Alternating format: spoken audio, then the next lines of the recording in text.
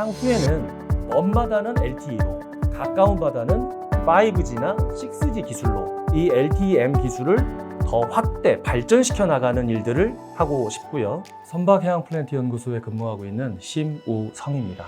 바다는 아무래도 넓기 때문에 짧은 통신으로 가능한 어떤 빠르고 이런 어떤 대용량의 통신들이 바다에서는 어려웠었습니다. 그러다 보니 바다에서는 그냥 멀리 보내는 통신들 위주로, 아날로그 통신 위주로 그동안 사실 많이 사용해 왔던 게 사실인데요. 최근에는 바다도 디지털화가 많이 진행이 되고 자동화가 많이 진행이 되면서 초고속의 대용량 통신이 바다 어디에서나 좀 가능해야 하는 그런 요구사항을 많이 우리가 받게 되고 있습니다.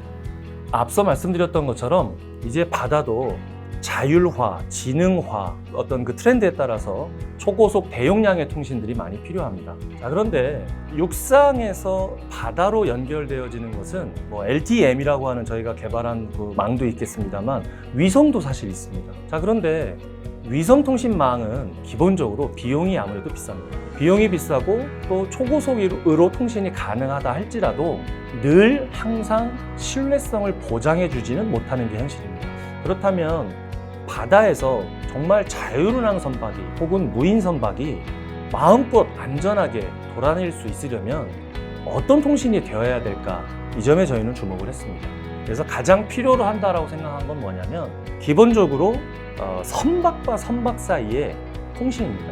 그럼 선박과 선박 사이에 왜 통신을 해야 되느냐? 유인으로 선장님들이 모으는 선박이라면 문제가 없죠.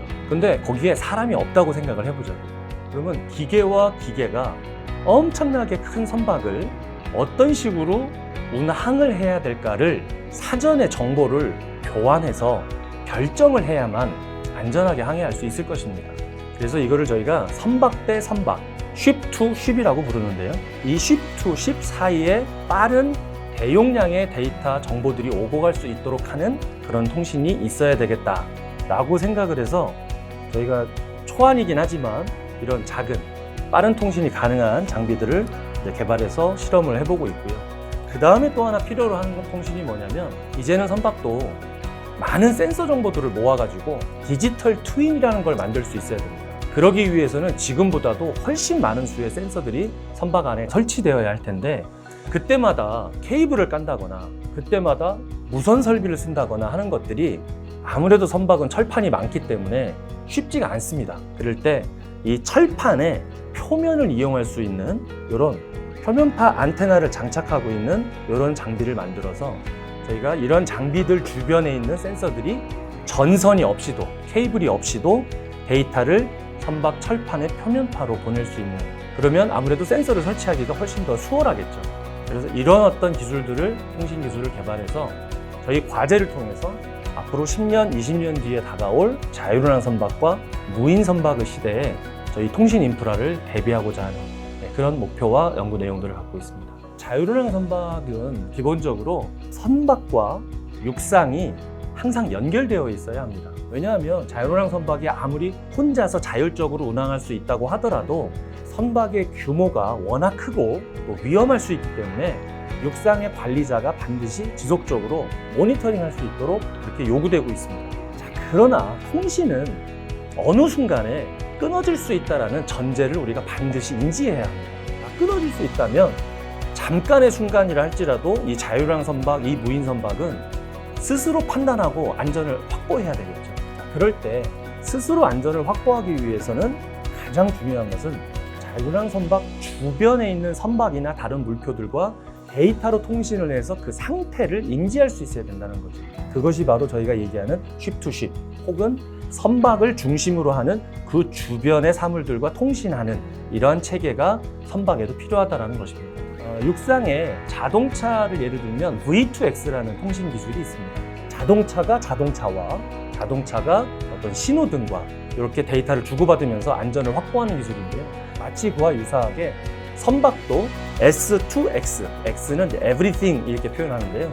ship to everything 통신 기술이라고 하는 것을 선박에 장착하고 만들어야만 진정한 선박 자율운항 시대와 무인 선박 시대의 안전을 확보할 수 있다.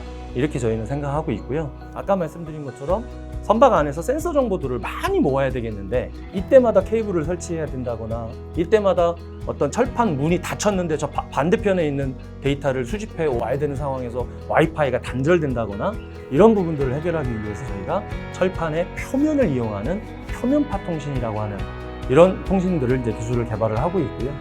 이런 기술들이 이제 향후에 자율운항 선박이나 무인선 시대에 반드시 중요한 통신의 요소로 작용할 것이라고 저희는 확신하고 있습니다. 미래라고 하면 뭐 가까운 5년, 10년도 있겠습니다만 사실 30년, 50년 바깥을 내다볼 수도 있어야 할 겁니다. 아마도 이제 미래에는 지금 얘기하고 있는 자율운항 선박, 무인 선박 이제 이걸 넘어서서 모빌리티라는 말이 이제 아마도 당연시 되는 시대가 올 거라고 생각을 합니다. 그래서 선박과 해양 분야의 모빌리티, 이제는 뭐 수상, 수중, 그다음에 심지어는 물 위에 공중까지 모두를 아우르는 그런 모빌리티 시대가 올 것이다라고 생각을 하는데, 이런 모빌리티가 안전하게 유지되고 관리되기 위해서 가장 필요한 것 여러 가지가 있겠습니다만 그 중에 또 가장 핵심적인 요소는 통신일 것입니다. 육상에서 많이 우리가 쓰고 있는 수 메가 bps를 넘어서서 이제는 수 기가 bps까지 이르는 그런 엄청나게 빠른 통신들 육상에서 많이 경험하고 있고 예상하고 있는데, 수 기가 bps까지는 아닐지라도 바다에 필요한 정도의 적합한 초고속 통신은 이제 바다에도 반드시 제공될 수 있어야 된다라고 저희는 생각을 하고, 해상의 모빌리티의 미래를 위해서는 초고속 이상의 좀 더 빠르고 더 대용량의 통신을 공유할 수 있는 그런 통신 인프라가 향후에도 제공되어야 한다라고 생각합니다. 앞서 저희 장비들을 잠깐 보여드렸는데요. LTEM이라고 하는 것은 이제 바다에서 우리가 육상의 기지국을 활용해서 LTE 신호를 최대 100km까지 활용하는 그런 장비들입니다.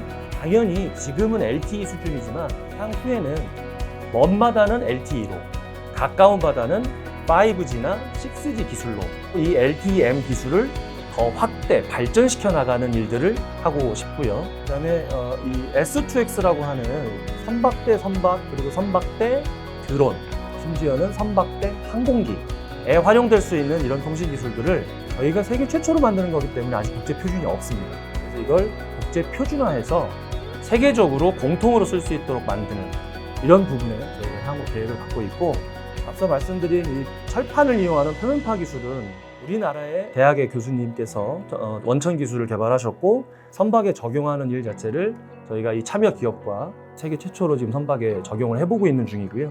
그래서 이 부분도 저희가 이론적인 백그라운드를 확립한 다음에 세계 국제 표준으로 저희가 만들고, 그걸 기반으로 해서 자율운항 시장, 무인 시장, 그리고 해양의 모빌리티 시장에 이런 기술들이 활용될 수 있도록 저희가 앞으로도 계속 연구를 해 나가고자 합니다.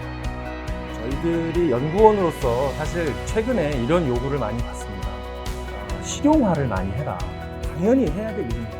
연구 개발을 하면 당연히 그것이 실용화되고 현실 세계에서 활용될 수 있기를 바라는 것은 저희들도 당연히 바라고 있고요. 다만 거기에 좀 더해서 저는 지금 당장보다 10년, 20년, 30년 뒤에 우리가 지금 한 연구가 그때 가서 빛을 볼 수 있는, 그래서 결국 미래를 준비한 정부출연연구소의 연구원이었다고 기억되기를 저는 희망합니다.